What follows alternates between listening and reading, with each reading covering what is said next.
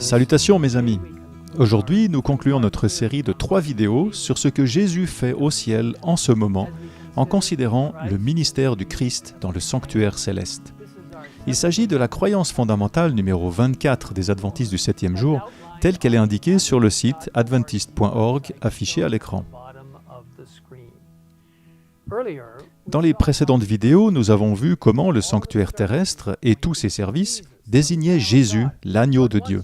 Mais lorsque Jésus est venu sur terre et a assumé les conséquences du péché à notre place en mourant sur la croix, il a mis fin à la nécessité des sacrifices d'animaux. Jésus est le seul vrai sacrifice qui peut assurer notre salut. Après la résurrection et son ascension, le Christ a commencé son ministère dans le sanctuaire céleste, où il est notre avocat et notre intercesseur.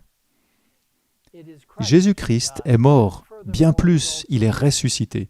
Il est à la droite de Dieu et il intercède pour nous, lit-on dans Romains 8 au verset 34.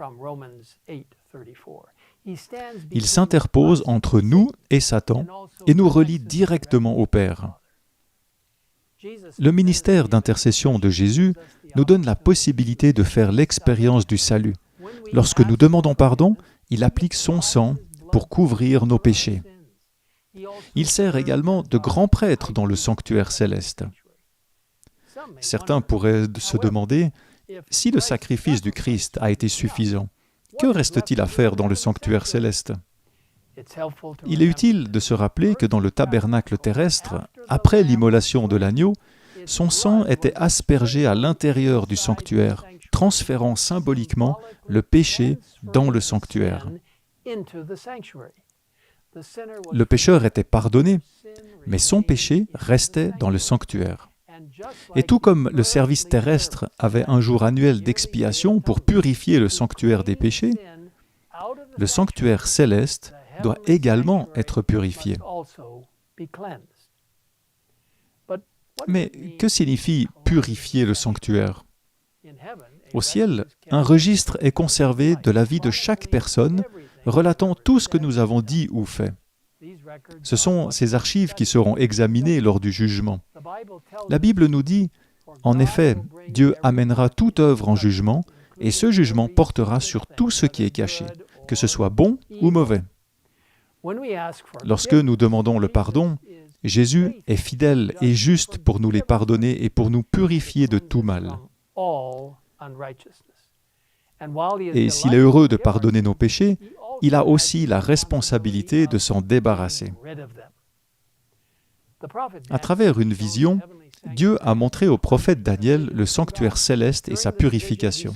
Au cours de cette vision, Daniel a vu un aperçu des événements maudits à venir, puis il a entendu un dialogue intéressant. « Jusqu'à quand durera cette vision ?» demande un saint dans Daniel 8 au verset 13. Un autre saint répond « Encore 2300 soirs et matins, puis le sanctuaire sera purifié. » En étudiant cette prophétie, les spécialistes de la Bible ont découvert que cette période représente 2300 ans. Daniel 9, verset 25, explique que le début de cette prophétie se produira depuis le moment où la parole a annoncé que Jérusalem serait restaurée et reconstruite. Cet ordre a été donné par le roi Artaxerxès en 457 avant Jésus-Christ. À partir de cette date, la fin de la prophétie se situerait en 1844. Dans les années 1800, un groupe de croyants qui lisaient ces prophéties croyait que la terre était le sanctuaire et que la purification du sanctuaire aurait lieu lors du retour de Jésus.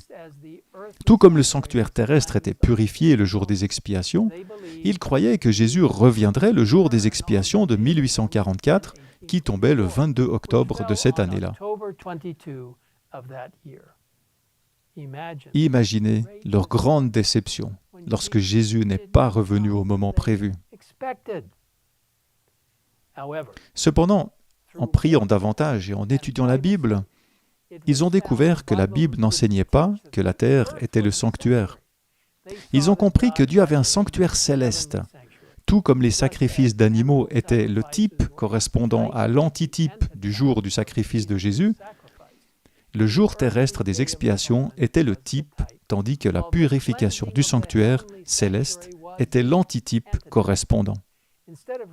Au lieu de retourner sur terre le jour de l'expiation, Dieu le Père et Jésus, Dieu le Fils, ont entamé le processus de purification du sanctuaire céleste dans le lieu très saint. Le sang de Jésus est suffisant pour couvrir les péchés de chaque personne ayant vécu. Cependant, il doit y avoir un temps d'investigation. Quels sont les péchés qu'il doit couvrir? Qui a pris la décision d'accepter son offre de pardon? Qui lui a confié sa vie? Daniel, voyant le jugement en vision, a écrit « Pendant que je regardais, on a placé des trônes, et l'Ancien des jours s'est assis. Son trône était de flammes et ses roues étaient un feu dévorant. Des dizaines de milliers le servaient et des centaines de millions se tenaient debout devant lui. »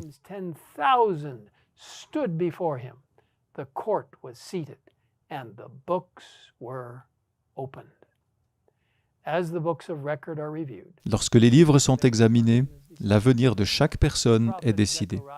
Le prophète Zacharie parle également de cette scène de tribunal qu'il décrit de la manière suivante. Josué, grand prêtre, était debout devant l'ange de l'Éternel. Satan se tenait à sa droite pour l'accuser. Josué se rend compte qu'il portait des habits sales et se tient là, embarrassé, tandis que Satan l'accuse. Ses péchés passés sont évoqués comme une raison pour laquelle il ne devrait pas être accepté par Dieu. C'est alors qu'une voix retentit. « Que l'Éternel te réduise au silence, Satan !» Le Seigneur, le juge juste, regarde Josué. Il ordonne « Enlevez-lui les habits sales !» Le Seigneur dit alors à Josué « Regarde, je t'enlève ta faute et je te mets des habits de fête. » Mes habits, tout comme Josué, nous arrivons au jugement dans des habits sales.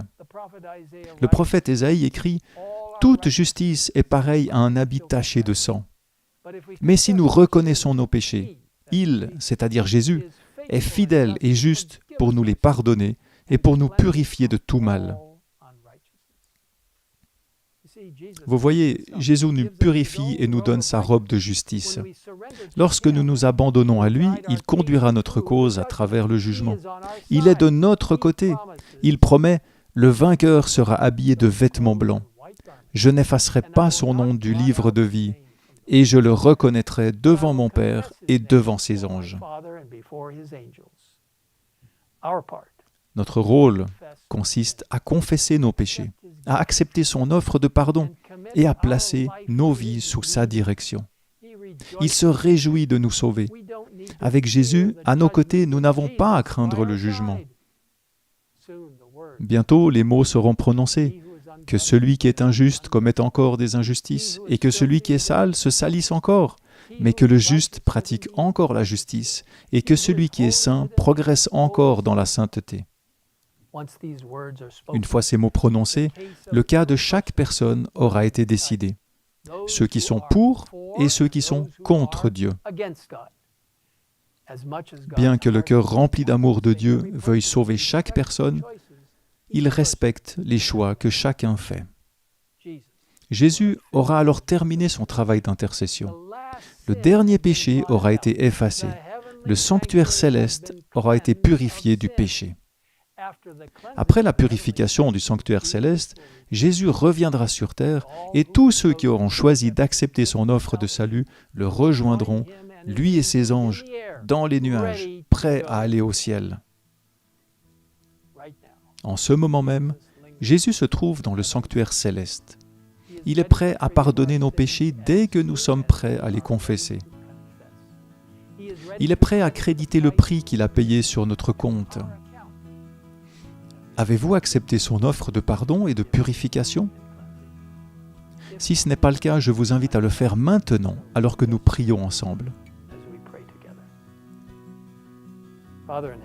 Père Céleste, merci d'avoir envoyé Jésus payer le prix de nos péchés, de nous donner sa robe de justice, de nous donner son pouvoir sanctifiant dans nos vies, pour ressembler de plus en plus au Christ. Merci pour cette offre de salut. Seigneur, nous nous confions maintenant entre tes mains, te demandant de nous guider pendant le jugement. Comment pouvons-nous perdre si nous confessons nos péchés et si nous nous plaçons du côté de Jésus? Il nous guidera. Merci d'écouter notre prière et de nous accorder le grand et merveilleux privilège du salut par Jésus-Christ, au nom duquel nous te le demandons. Amen.